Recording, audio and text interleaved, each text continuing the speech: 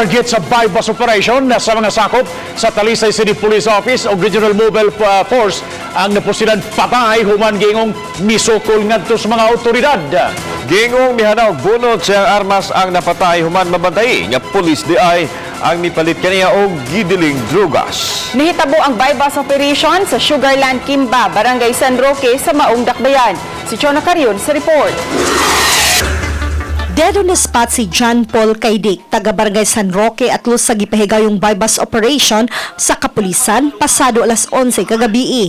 Inay itahan ang kaugalingon human mapaliti o gidiling drogas misway na hinuon paghulbot si Kaydik sa iyang armas de fuego. Nga mga hinungdan, nagiunhan na lang siyang pusil sa kapulisan.